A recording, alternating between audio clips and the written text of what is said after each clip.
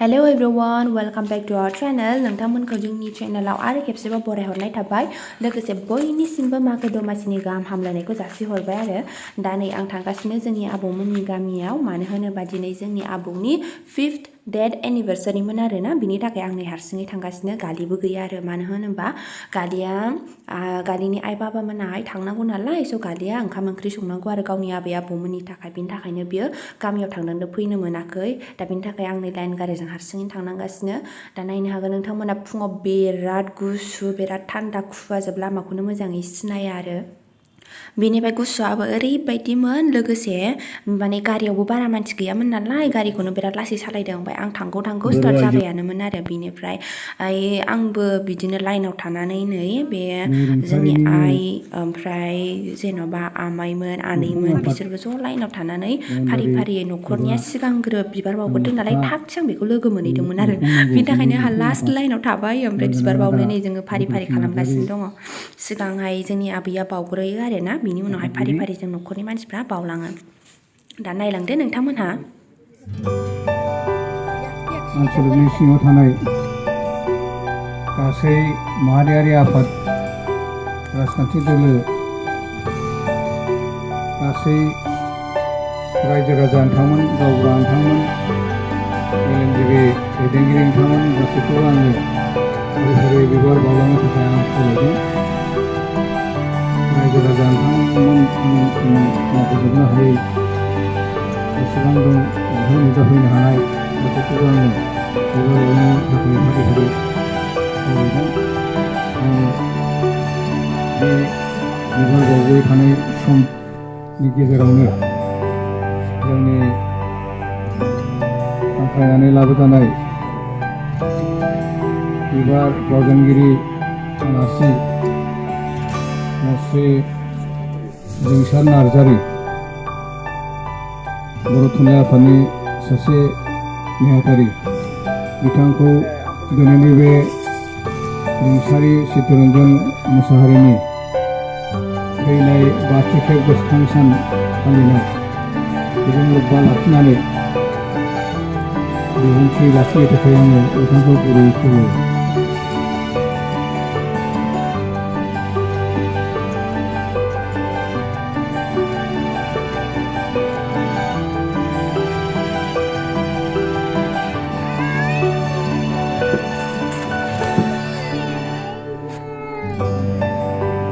दिनैनि बर' थुनलाइ सोद्रोमा सम्राट मानिजाथाव चित्तरन्जन मुसाहारि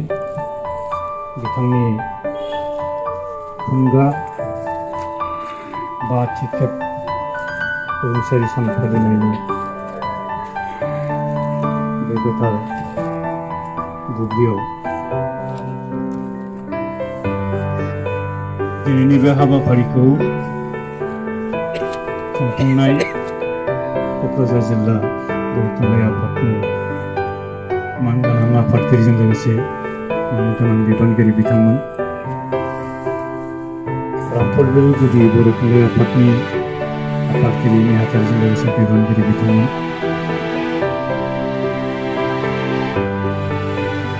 रुंसारि बिथांनि न'खरनि गासै सोद्रोमा बिथांमोन बे हाबाफारियावनो क'क्राझार जिल्ला बर' थुनलाइ आफादनि आवथायाव थानाय क'क्राझार जिल्ला बर' समाजनि मानगोनां आफादगिरिजों लोगोसे 2 hours later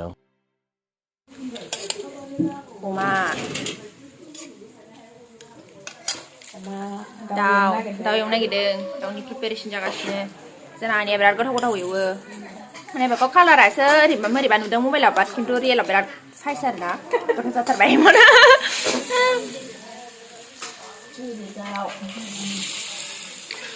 फुड ब्लगिंसो जाबाय जोंना आनै बैयावहाय आनैया आलासिफोरनो बेदर संदों ओमफ्राय नैबेहाय आङो साहाजों होनो थाखाय लारु फिथाखौ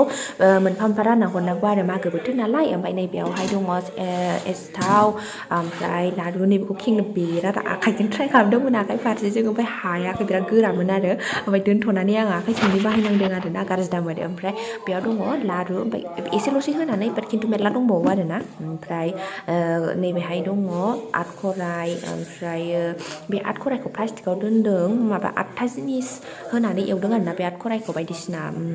मा होदोंथाय मिथिला जिखुनु हैबायल' आङो आलासिफोरनो बेनिफ्राय जोंहा नै आलासिफोरा थांनोसै ओमफ्राय थांनायनि सिगां एसे जोंनि न'खरनिजों एसे सावरायलायनाय जादोंमोन आरो ना बिथांमोनहा मानो होनोबा माखासे खामानि मावनो नागिरदोंमोन जेब्लानाखि बे खामानिया जागोन आं नोंथांमोननो डिटेल्सै खोन्थालांगोन आरो ना मारमोन दा नोंथांमोनहा नायलांदोल' जों मा खालामबावा जोंहा स्पेसियेल साहा ना आलासि गिदिर ओमफ्राय नैबे जोंनि आमाया फल सिलिं खालामदोंमोन आरो ना न' गोदानाव ओमफ्राय बेखौहाय ससेल' देखायबाय माखासेखौ देखायला आरो ना माखासे रुमनिखौ मानो होनबा न'आव हाबाखै नालाय सरि उनावहाय देखायगोन जेब्लानाखि न' हाबगोन अब्ला जा साइजमोन जिखुनु आयु आं हालादै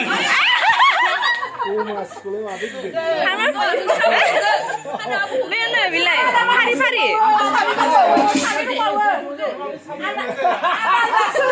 आलदा आलदा नामा रावबो मोनजाफाखाया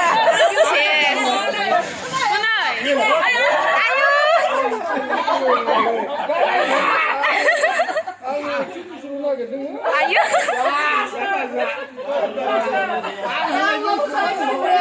ses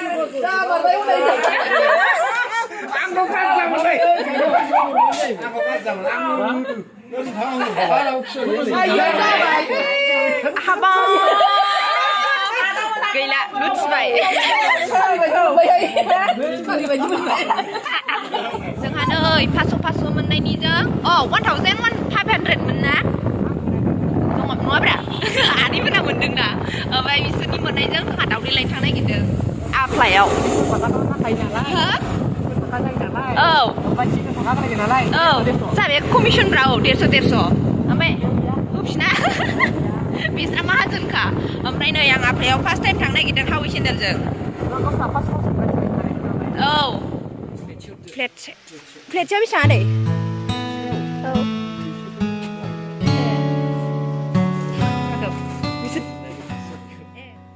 फैनानै नै ओमफ्राय आबैनो एसे सिनस्रि नारनानै होदोंमोन आरो ना आङो मानो होनबा आबैया गोलैदोंमोननो बेसारा सिनस्रि सादोंमोन बिनि थाखायनो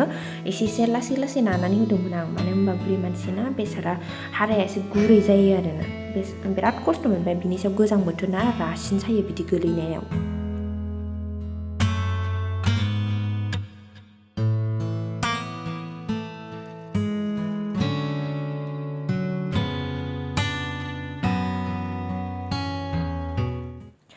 नोंथांमोन जोंनि दिनैनि भिडिअआ एसेनोसै माने ओंखाम आरि जानानै आङो आइ बाबामोनजों ससे थांफाबाय आरो ना मानि थाखाय होनोबा आइजों बाबाजों टाउनावहाय मोनसे जायगायाव थांबावनांगौ दंमोन आरो बेनि थाखायनो आङो ओरै ससे थांफाबाय स' जोंनि भिडिअखौ जोबजासिम नायनायनि थाखाय थेंक इउ स' माच बाय बाय